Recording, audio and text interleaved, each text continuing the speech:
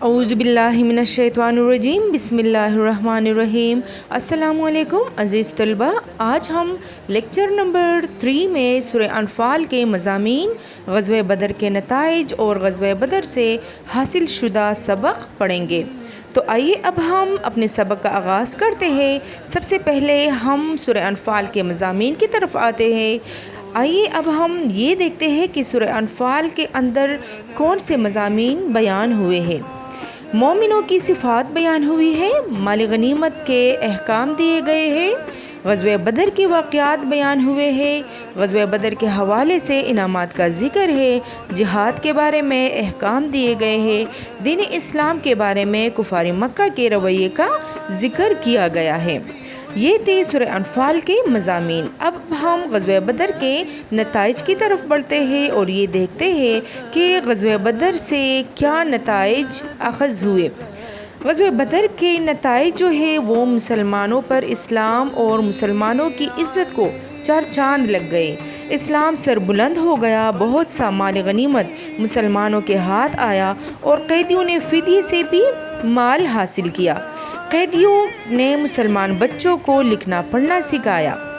یہودیوں پر غزوہ بدر کے نتائج۔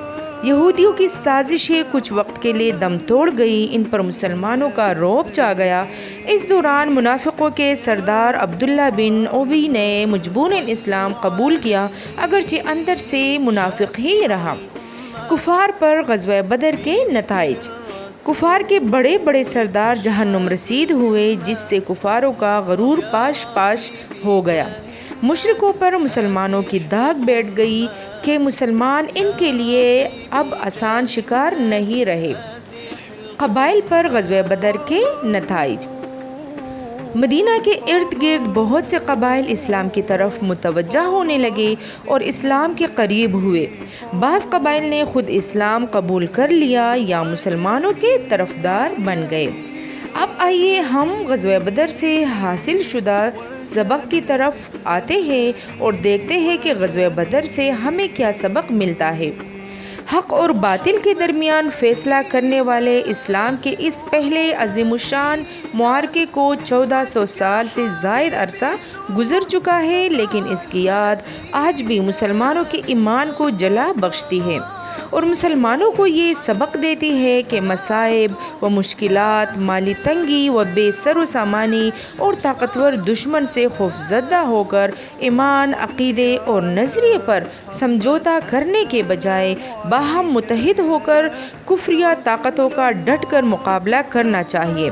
ایسا کرنے سے اللہ کی مدد و نصرت شامل حال ہو جائے گی اور فتح و کامرانی مسلمانوں کا مقدر ٹھہرے گی انشاءاللہ۔ امید ہے اسٹوڈنٹس آج کی لیکچر کی آپ لوگوں کو سمجھ آ گئی ہوگی۔ لیکچر کے آخر میں آپ لوگوں کو کچھ سوالات دیے جا رہے ہیں، آپ لوگوں نے ان سوالات کے جوابات لکھ کے اچھی طرح سے یاد کرنا ہے۔ اپنا خیال رکھیے گا۔ اللہ حافظ۔